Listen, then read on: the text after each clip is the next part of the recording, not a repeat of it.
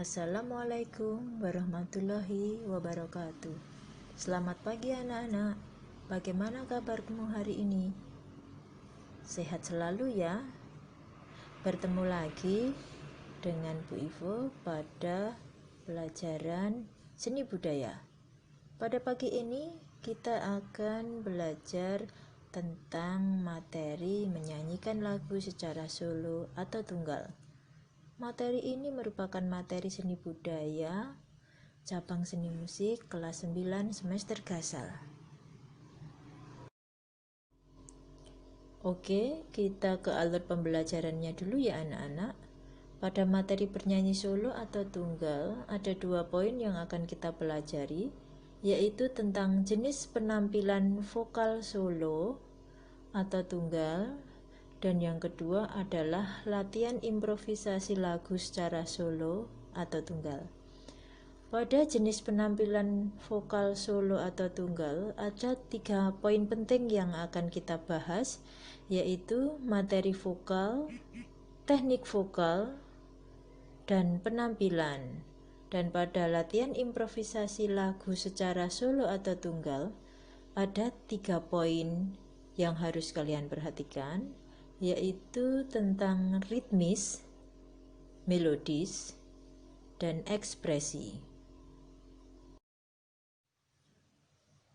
Jenis penampilan vokal solo atau tunggal. Ada beberapa hal yang harus dipahami dan disiapkan oleh seorang vokalis yang akan bernyanyi solo atau tunggal. Yang pertama adalah materi vokal, yang kedua adalah teknik vokal, dan yang ketiga adalah penampilan. Pada saat bernyanyi, merupakan aktivitas yang menyenangkan bagi siapa saja. Pada saat bahagia, sedih, ataupun dalam keadaan yang tidak menentu.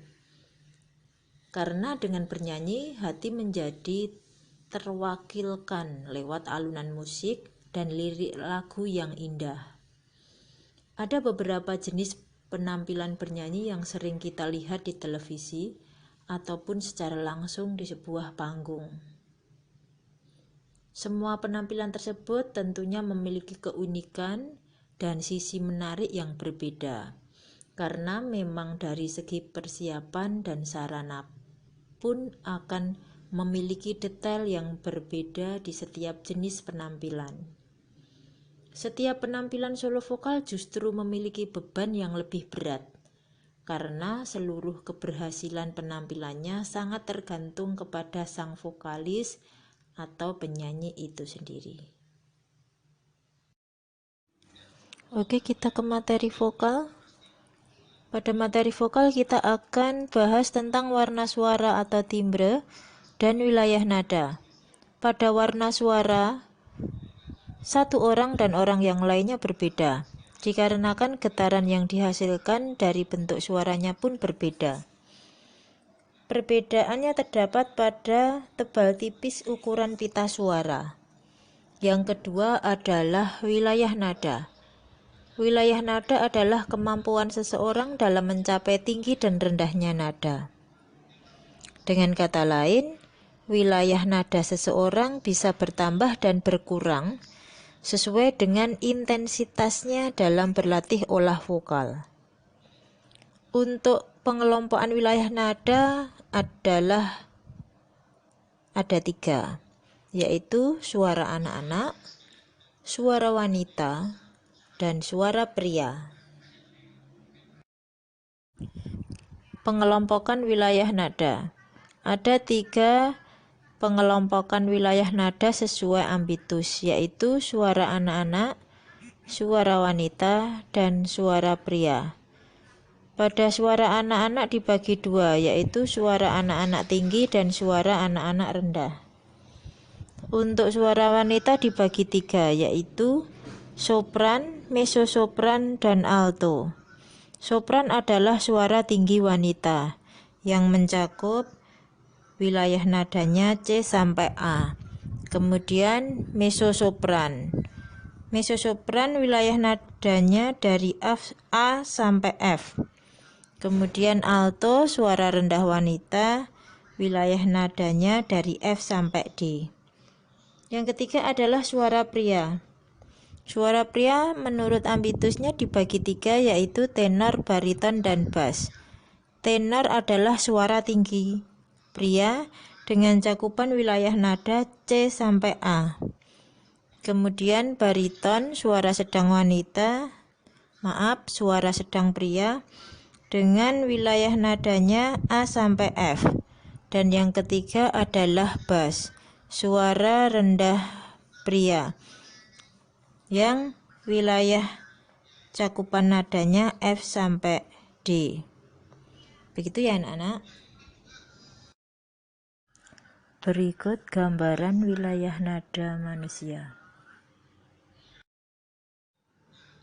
Kita ke teknik vokal. Ada beberapa bagian yang harus kalian perhatikan ketika akan menyanyi. Yang pertama adalah sikap bernyanyi. Yang kedua adalah pernapasan.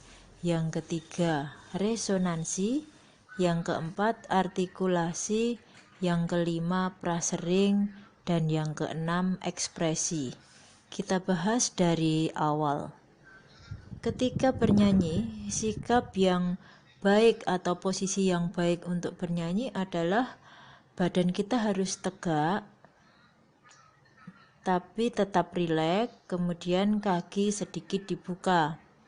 Kemudian berat badan bertumpu di kedua kaki dengan seimbang. Berikutnya adalah dada dibusungkan tetapi tetap rileks. Yang keempat, pandangan mata lurus ke depan. Dan yang terakhir adalah posisi tangan rileks di samping kiri dan di samping kanan. Kemudian ke pernapasan diafragma. Ada beberapa tahapan ketika kita melakukan pernapasan diafragma, karena dalam menyanyi teknik pernapasan yang bagus adalah menggunakan pernapasan diafragma. Yang pertama, tahapan berlatih adalah mengambil nafas melalui hidung atau mulut, kemudian menahannya sekitar 5 detik. Setelah ditahan 5 detik, keluarkan nafas dari mulut dengan lembut. Nah, diibaratkan kita mengeluarkan suara itu seperti suara mendesis, atau seperti kita menyebutkan huruf Z atau huruf F. Jadi seperti ini. Atau nah, latihan seperti itu bisa diulangi beberapa kali sebanyak yang kalian butuhkan, sehingga kalian sudah terbiasa atau mampu dengan menggunakan teknik pernapasan diafragma ini.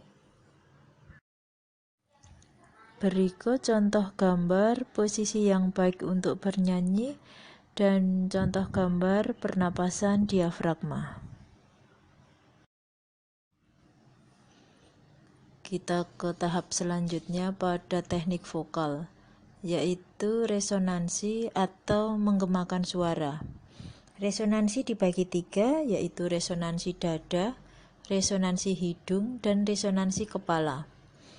Resonansi dada adalah memantulkan sumber bunyi pada bagian dada akan menghasilkan suara rendah. Jika akan memproduksi suara yang rendah, hendaknya menggunakan resonansi dada agar nada rendah dapat dicapai dengan tepat dan halus. Yang kedua adalah resonansi hidung. Resonansi hidung memantulkan sumber bunyi pada bagian wajah seputar hidung, yaitu meliputi tulang rahang, mulut sampai ke pipi, sehingga menghasilkan suara sedang yang tepat dan halus.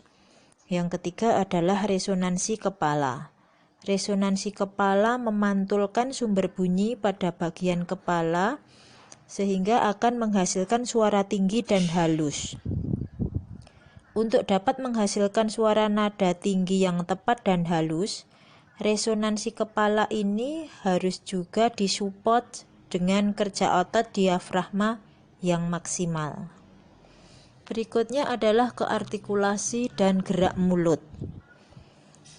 Saat bernyanyi yang baik, tidak bisa terlepas dari pengucapan kata-kata yang ada pada lirik lagu, sehingga lagu akan terdengar dengan jelas. Yang kelima adalah prasering atau pengkalimatan. Merupakan teknik vokal yang mengatur tentang pengelompokan kalimat di mana vokalis dapat mengambil napas pada setiap jeda antar kalimat. Dan yang terakhir adalah ekspresi, yaitu berkaitan dengan mimik dan gestur penyanyi. Pada saat bernyanyi, hendaknya siswa memberikan ekspresi sesuai dengan tema lagu. Dengan begitu, makna lagu akan lebih mudah diterima oleh pendengar. Ekspresi meliputi mimik wajah dan gestur atau gerak tubuh. Cukup sekian materi vokal kali ini Ibu sampaikan. Semoga kalian paham dan bisa berlatih teknik vokal dengan baik. Terima kasih yang sudah like dan subscribe. Sekian dari saya. Wassalamualaikum warahmatullahi wabarakatuh.